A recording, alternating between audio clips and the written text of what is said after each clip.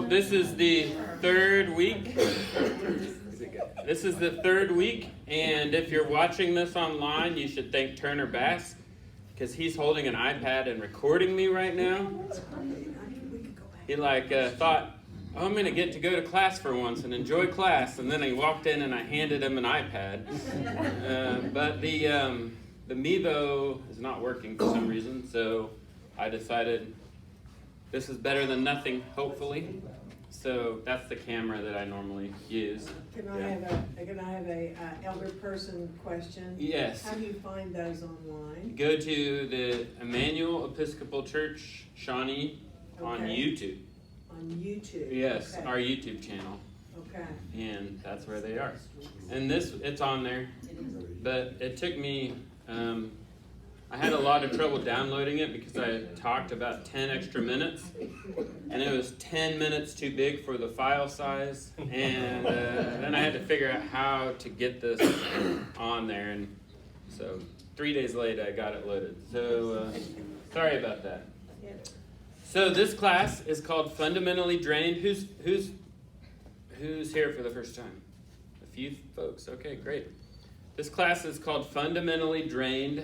The idea for this class came from a podcast that I do with another priest and a youth minister friend, and we're all former fundamentalists. Do we know what fundamentalists are?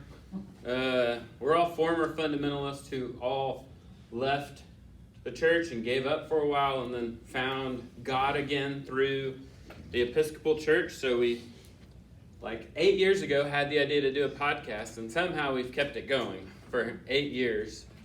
And then this year, we had a study come out, The Great Dechurching. It was one of the biggest studies ever done on church statistics, and it was a result of the census and the numbers they were seeing about drop in church attendance.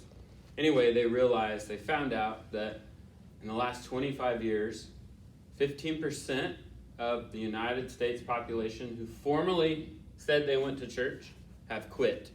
So that's about 40 million people.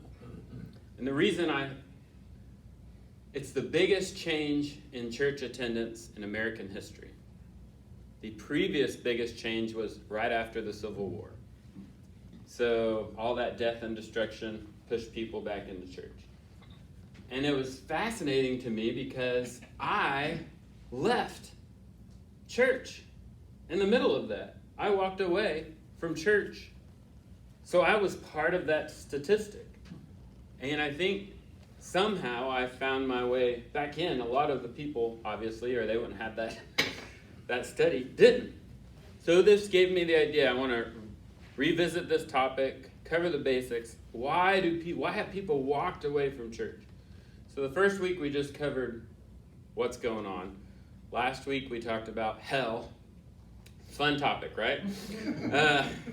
Which is, the big question was, how can God be all love and yet send people to hell who have never heard the name of Jesus? Doesn't seem very loving, right? Well, I'll spoil the end, but okay, God doesn't do that, okay? But I still encourage you to go watch the video. But so we talked about, and in this class we're talking about kind of what did the ancient Christians believe, and what does Scripture say versus what a lot of us grew up hearing. What did televangelists say? What's the common wisdom about what Christians believe? And we just kind of accept all that. When sometimes it's just nonsense. And sometimes the nonsense gets made into doctrine. So that's the point of the class. But tonight, we're doing something a little different. Partly because I didn't have as much time this week, and I had told you I was going to give you a theology of the cross this week. So I didn't have enough time to finish that. It's supposed to be a funny joke, right? People have been working on that for 2,000 years. So, but next week I'm going to do it, okay? If it's not going to be finished or perfect, but I'm just going to take a crack at it.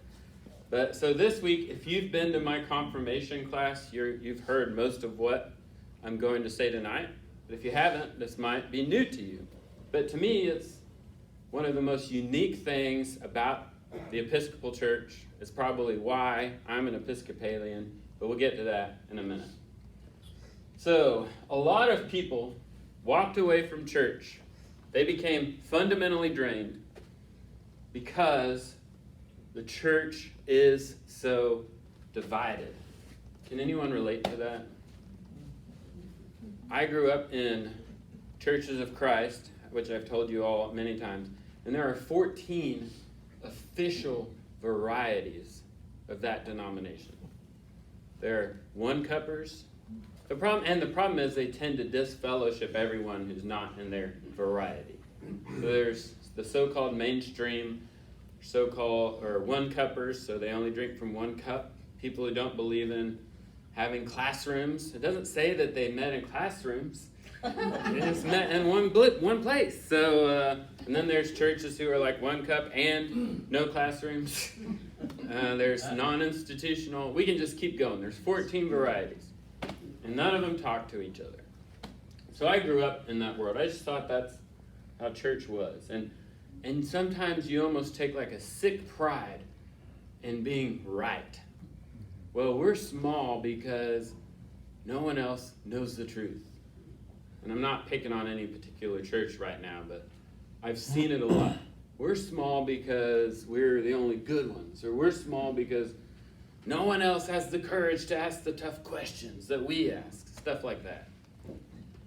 So, a lot of people are fundamentally drained because the church is so divided. And I want to say one more thing before I keep going.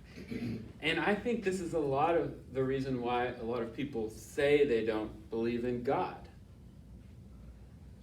Because most of my atheist friends, when you get down to this, especially if they grew up in church, when they tell you the story of how they lost their faith, it doesn't really have to do with this scientific study that they undertook or like a lot of research they did on the human genome or something. It's because the church failed them. For those of you watching online, that was Nancy Barrett's phone.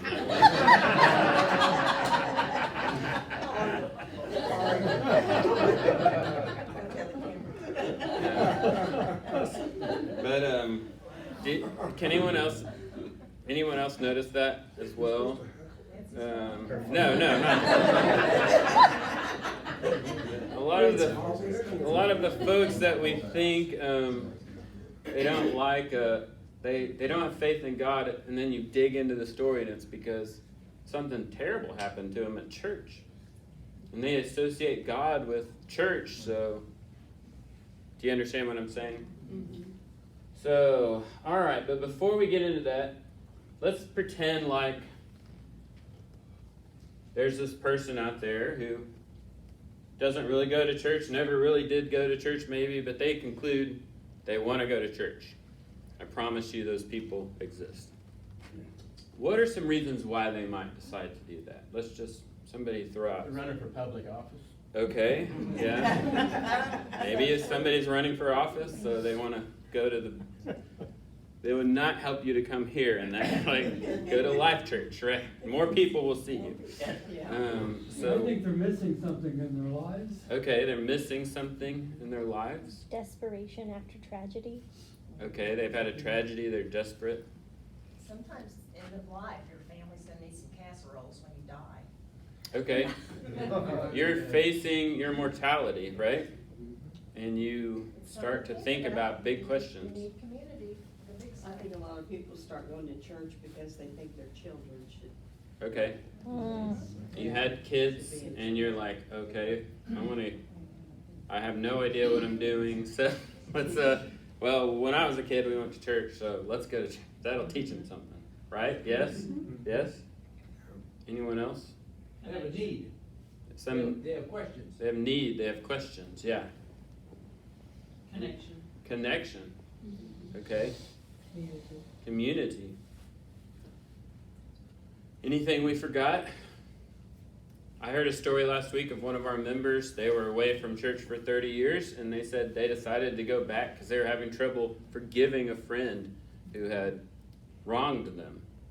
And it was just weighing on them as a couple, and they said, let's go back to church. And then the first Sunday they came here, which is the church he grew up in, the sermon was on how to forgive here, and he took that as a, yeah. So I summed up for me why all the reasons I think fit into one of these three things: hope, meaning, community. I mean, I think that's what we're all looking for in life, and even if we don't know that we're looking for it, that's what we all need. It's not logical or rational to live life without hope or meaning, and it's certainly not logical or rational to live life without community. And it's hard to find. You can find community in a lot of places, but some of the places that feel like community aren't really. And hope and meaning get a little tougher. That's more difficult in a bowling league. So that's a reason why people go to church. I don't know why I said this where it'd be so hard for me to read. Anyway, so let's talk about the church for a second. The church, I think at its most basic, is just a gathering of people. People trying to follow Jesus, worship Jesus, worship God. It's just a gathering of disciples. Okay, now this is the ideal church, okay, we're talking about. Ideally, somebody tell me if you disagree with me, but ideally, because they're trying to follow Jesus, like Jesus, they would overcome a lot of the typical divisions of society, right? Wouldn't you think that would be the case? You would think so, right? Okay. And I want to say, just because I'm Episcopalian, but I want you to know that I believe the church is bigger than the Anglican Communion, okay? The Anglican Communion does not make up the church. Every Sunday, we say in the Nicene Creed, I believe, or we believe, in one holy Catholic. Catholic just means universal. One holy Catholic and Apostolic Church. There is one church. Only God can see that. Like God sees all those invisible lines. That's not my job to figure out. Okay? That's God's mess to sort out. So the church is bigger than us. Okay, I want you to just keep all that in your head. So now let's ask the opposite question. Why do people give up on church? We've already talked about this, but let's just... Because they can't believe what they hear in church. Okay. Crisis of faith of some sort, or belief. Yes. Can't believe what they hear. What else? Anger. Anger. Something happened, wasn't resolved, or dealt with right? What else? Perceived hypocrisy. Okay. You expect to find a bunch of saints at the church, and it turns out they're all humans. Right? Bunch of humans in here. Yeah. It's not what I expected. Right? Hypocrisy. What else? Well, you can have something happen to you personally that has nothing to do with the church, but you get angry with God, so you stop going to church. Okay. You're angry, mad at God, right? Okay. What else? Any other thoughts? I went to a Catholic church, so mass scandals. Okay, like huge scandals that make the national news. Yes, that's embarrassing. Which no church is immune from, right? So, all good reasons. I gave up on church because I feel like it's a mix of about 3 of those reasons. I couldn't believe what the denomination's line was that I was supposed to teach because I was one of the ministers. my dad had died, and then Booker was born with the genetic condition, and the answers that they were giving me didn't feel like good answers. And I didn't know how to answer those questions for other people. And then also there was scandal at the same time. So, in other words, I think most of the time, this is the answer. Right? The church failed them. All sorts of ways, all sorts of reasons. So, now that you're all depressed, right? Thinking about your life, I want to talk about, here are my reasons why I think church is a good thing. Okay? The first one is, we all need sacred spaces. We're humans. We need that. I thought it was so cool when I grew up believing I wasn't supposed to have that. I was told so many times, the church building is just a building. It's nothing special, right? And we could just do this in a convention center, right? And or in a Luby's, which is true. We could, but I thought it was a sin to. So you know what I did? I made other things sacred. For me, my sacred space started with a G, ended with off course. Right? That became my sacred space. Because it's peaceful, quiet, God's out in nature, right? This is a sacred space. Why would I go to church? That's just some building, right? This is beautiful out here. I think we all need sacred spaces. And I remember when I first became Episcopalian and I finally had the courage to ask, why do people bow but when they go up there? And this is a lesson for another time, but they said, well, see that candle that's burning? Yes. That means there's consecrated bread and wine left over from Sunday in that gold box up there, the tabernacle. Oh, okay. And we believe somehow, as in a mystery, in a way that's undefined, Christ is truly present in the Eucharist. Maybe in the people, maybe in the bread and the wine, maybe in a heavenly sense. If you want more information, come to my confirmation class. But that's why they bow. And because that's the place where we keep it. They're not bowing to the altar or bowing to an idol. It's just, they're bowing to Jesus. Christ is present. And then I suddenly had a sacred space. And I remember driving downtown Tulsa on I think it was Boston Ave. No, it was Cincinnati. Yeah. It's going down, and I slowed way down, and I went. And I bowed, and all of the friends with me said, what in the world are you doing? And I said, we just passed my church. And they thought I had lost my mind. And it just was comforting to me that I had a place that was that for me. It made sense, because I'm a human. We all need sacred spaces. And I know this because throughout the history of human evolution, every society we know about, everything we've learned, we've always set aside spaces. We have always done it. It's part of being human. This is the only place in my life where I confess my sin. I mean, that's not true. I do it to Alexis all the time. But this is a place that calls me to do it on a regular basis. Hey, get down on your knees and say, I confess that I've sinned against you. I've not loved my neighbor as myself. Things I've done and left done. It's the only place that asks me to do that in my life. It's a place of prayer, of silence, of music, of feasting, thank God, right? Of remembering. Every Sunday, I'm just really touched when George Moore walks in about 5 minutes before the early service, and he lights a candle, and he walks over and says hi to Deb in the columbarium. Every Sunday. It's a place for remembering.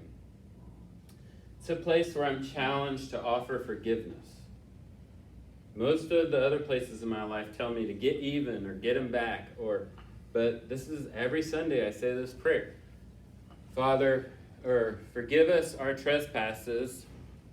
As we forgive those who trespass against us. I know I said this Sunday in my sermon, but that is crazy. God, only forgive us if we forgive everyone that did something. God, by the way, in case you've forgotten, we're going to say it again this every Sunday. Don't forgive us unless we can forgive other people. We say that prayer every Sunday. It's a place where I have personally felt God's presence. I've had one or two kind of what I would call charismatic, mystical encounters in my life. And one of them was at the chapel of St. Nicholas at St. Paul's Cathedral in Oklahoma City. So it's a place that connects me to something bigger than myself. It's a place where I am forced to live in community. I get to smell people's bad breath, and they get to smell my bad breath, right? I get to see people at their worst and their best. And I still keep sitting next to them in the pew, right? That's community. And they show up for me when I'm sick, and I show up for them when they're sick, right? That's what it's supposed to be. It's messy. It's not fun sometimes. It gets ugly, but it's humanity. So, we've already said a lot of this, but what do you think the church should be? Is there anything I didn't cover? And it could be the building, it could be the people, I don't care. What do you think this place should be? Accepting. Okay, accepting. A type of family? Okay, yeah, like a sort of or type of family. Safe? Who said that? Kyle? Yeah, safe. That means lots of things, right? I think it's a place where you can come, no one judges your belief. You can come here and believe what you want. Okay. And when I used to call that free to ask questions that are hard. Even free to say, I don't know what I believe, right? Or I think this is what I believe right now, but I'm always growing, right? If we're growing, we're going to change, right? So, what else? Well, I think it's important to tie it into growing. The church is one of the few places where you can be who you are as you age and don't have to make excuses or feel awkward because you're not 25 years old anymore. Okay, Rusty said, the church is one of the places where you can be who you are as you age. What do you mean? Say more about that, Rusty. I'm Well, kind of interested in. Yeah, I have friends who live as if they were still 40 and look ridiculous. Okay. And act ridiculous. He has friends who live as if they're still, if you're one of them. No, I'm just kidding. Yeah. And go ahead, Rusty. What were you going to say? And we live in a culture that has denied ageism. And this is a place where you're comfortable with it. You can accept it and accept each other.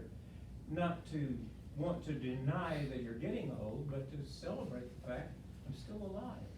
And there's a future for me, and there's hope. Okay. Where it's okay to act your age, right? Or not accurate. Or On that note, yeah. So this is the longest I've ever been at a single church at this point in my life. Really? Yes. So one thing I've noticed even just recently is like, I feel like I am aging with the church, right? Like I've watched other people age. Like the kids are not kids anymore that were, little when I started, and people that I learned to love have died, and I'd never experienced that before in something that wasn't like my family members. So Right. yes, even as a almost 31-year-old, like I've aged with this church, and that's really beautiful. Okay. Anyone else? The church should be a community.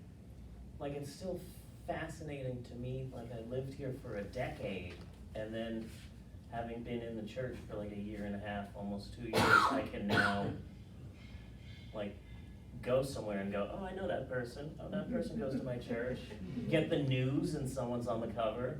I see some play audition. It's like, I know that person, and that person, and that person. Go to the Y and see the like wall of big donors and be like, oh, I know that person. I know that person. I noticed that my first week I moved here. Yeah, that's the, my wife is always blown away by suddenly how many people I know because of this place. Right. I also think it's somewhere that should challenge us. Okay. Mm-hmm. Challenge you. Yeah, how we treat people, how we think about things. And not just while we're here, but when we When we leave. Place that should challenge. Yes. Okay, so here's what the Book of Common Prayer says the church is. The mission of the church is to restore all people to unity with God and each other in Christ.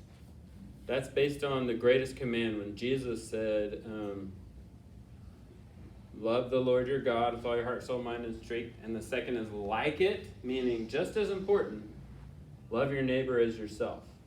You can't love God unless you love your neighbor. You can't love your neighbor unless you love God. Yeah, or love yourself, yes. So this is what the mission of the church is, according to the prayer book. But the ironic thing, this is the ultimate irony, okay? I wish somebody had showed me that when I was younger. Like, oh, this is what we're supposed to be doing? Okay, it makes sense. But that is the church that most of us have actually experienced is just fighting and divided. I had that so much more hilarious earlier, but I decided to soften it a little bit. I think I said a hot mess, you know.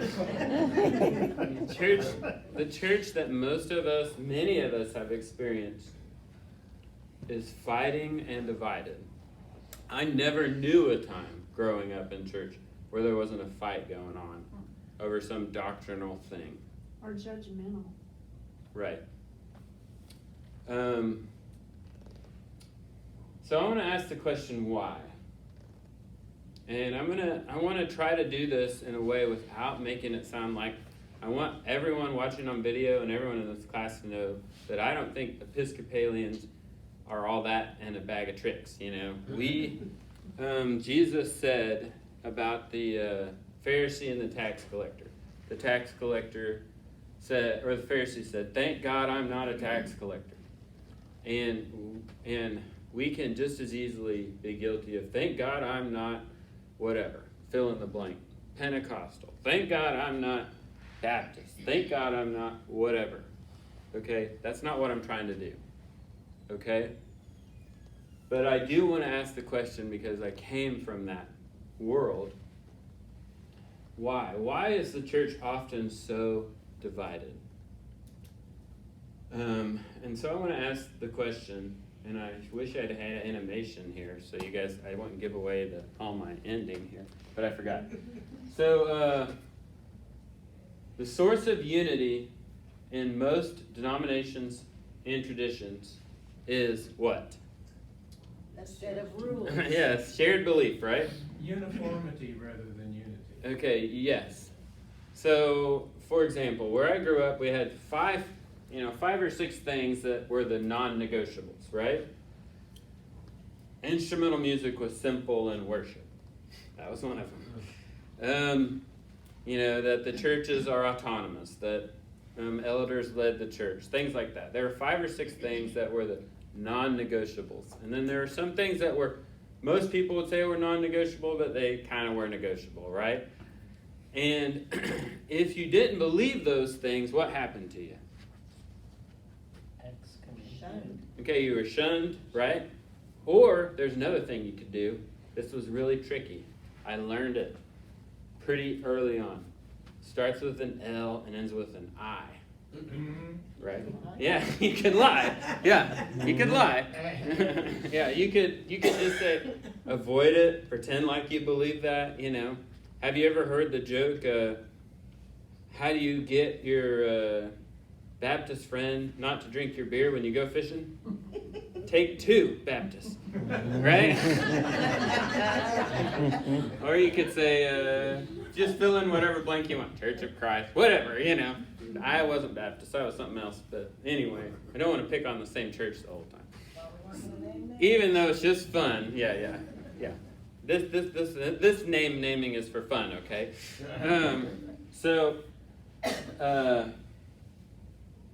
The source of unity is shared belief. And if you don't believe it, you either have to pretend like you do or leave. Pretend like you do or leave. Why? Why would you leave? Because they don't accept you anyway. Okay, you're not accepted, but what else? What was that thing you said earlier, Nancy? People perceive the church. Hypocrisy, right?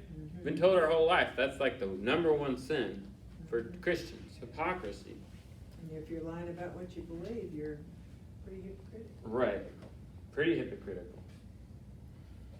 So, I would say for every church founded on American soil, every church pretty much founded almost since the Reformation, the basis of the unity of that church is shared belief.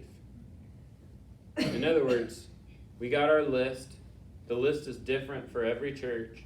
But if I don't agree on this list, I can't be united with this church. And what happens if you don't agree? Well, this is America. I'm going to go down the street and start my own church, right?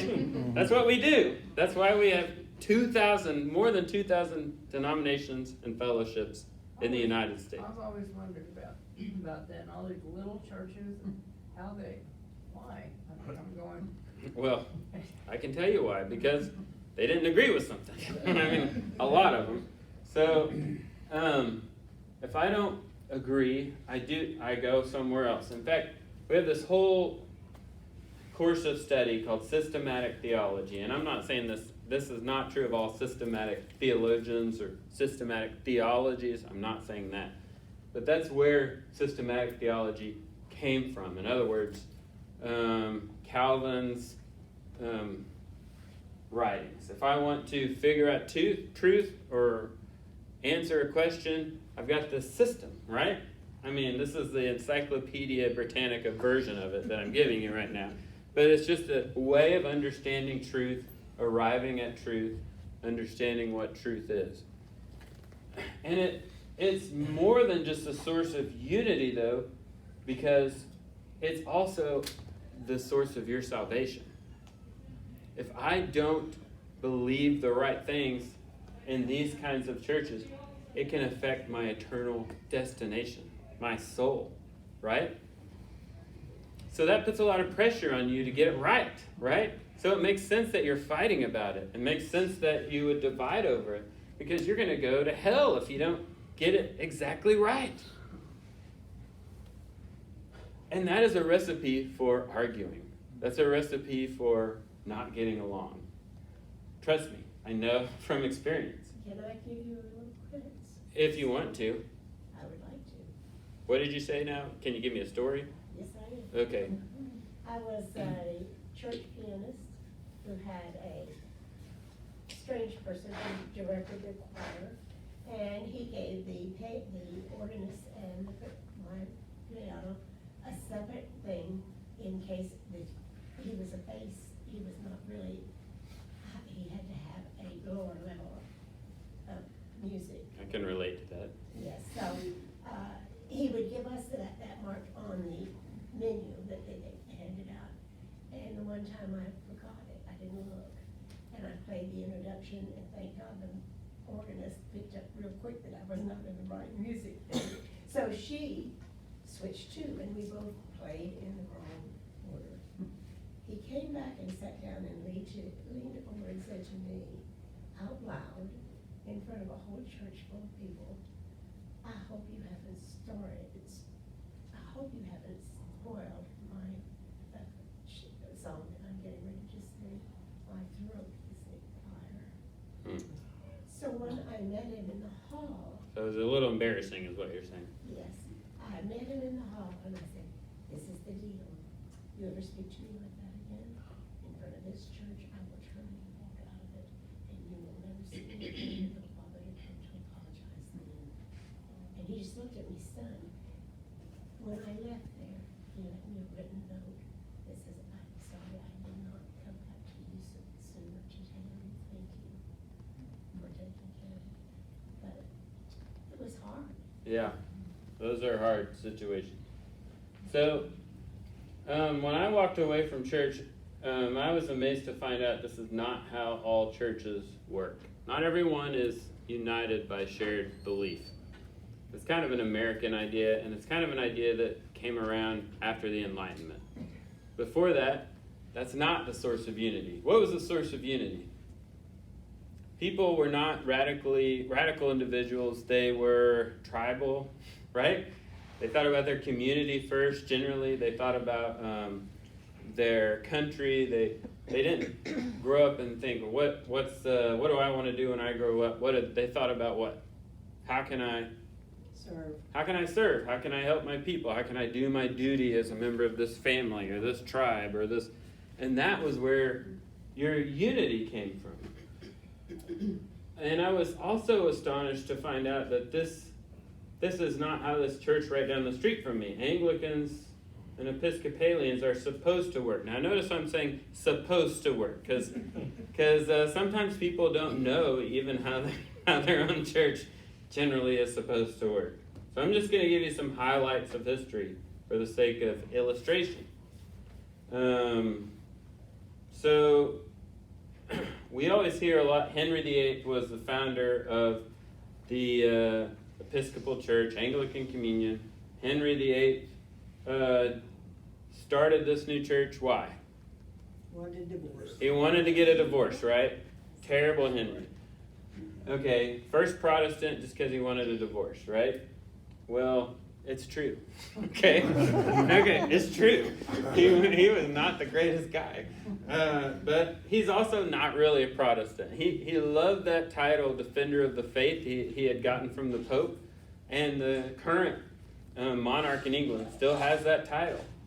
And so he was conveniently, for political reason, advocating a bunch of conflicting ideas. One is conciliarism, which is the church makes decisions in councils, all the bishops together, like Council of Nicaea, Council of, I forget some of the others, sorry.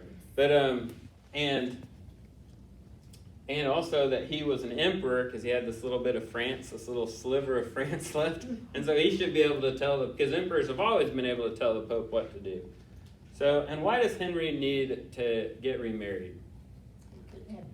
Yeah, because if you don't have a son back in the day, your reign is over, right? So it's all political, it's all expedient, it's just for his power. That's exactly right. And the other thing that's interesting is the average English person had no interest in reforming the church. All the big problems of the church were on the continent. That's where the roving bands of fundraisers were going around selling indulgences, trying to raise money for Vatican, the new Vatican. St. Peter's was literally falling down at that point. And there's this little thing that kept them from doing that in England. It was the English Channel.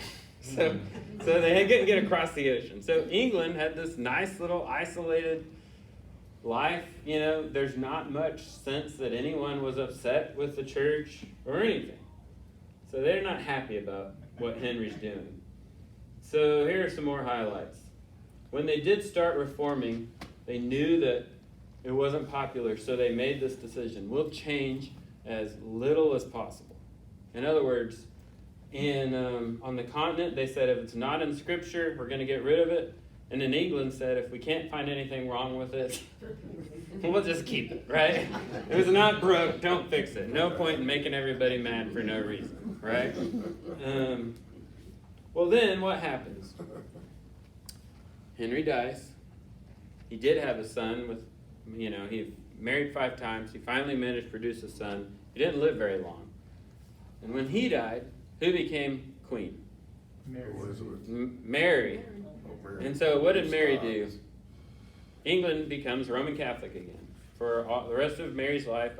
I think her reign was 7 or 8 years. England is Roman Catholic again. Well then, Mary dies. Elizabeth becomes queen. Okay, and if you're a woman who's inherited the throne, what does everyone want you to do? Get married. Get married. So, right? Right? Get married. So that the real person can take charge, right? Elizabeth knows that. I'm being sarcastic. I don't really think, okay, on the video, I'm just speaking, ridiculously. All right, so Elizabeth knows this. She's a genius. She decides, everyone's asking her, when are you going to get married? And what does she say? I don't know. Let's wait and see. Let's try this suitor in 2 years, right? So, and then they are also asking her another question. What's the question? Are you going to be Catholic or Protestant? Are you going to be Catholic or Protestant? And Elizabeth says, I don't know. Let's wait and see, right? So for 50 years, she manages to keep the husband issue at bay. Let me wait and see. And until they quit asking her. And when they're asking her about church, she manages to say, let's wait and see. And so Elizabeth, I would say, if we did want to point to human people as founders of our church, which I don't feel the need to, but it'd be Elizabeth or Thomas Cranmer who put together the prayer book. And so what was so special about Elizabeth? I think that whole wait and see thing was what made her special. And she eventually does say something. She says this. It's called the Elizabethan settlement.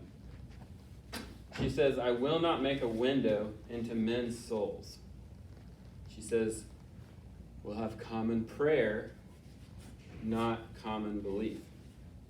So in other words, you have to come to church. It's against the law for you not to come to church. And I don't care if you think you're Catholic, or you think you're Protestant, or you think you're Puritan. I don't care if you think the Pope should be in charge, or you're okay with me being in charge. Just stop killing each other and go to church. And she managed to make that work for 50 years. And then the person who came after her said, hey, this worked for Elizabeth. Let's just keep it going.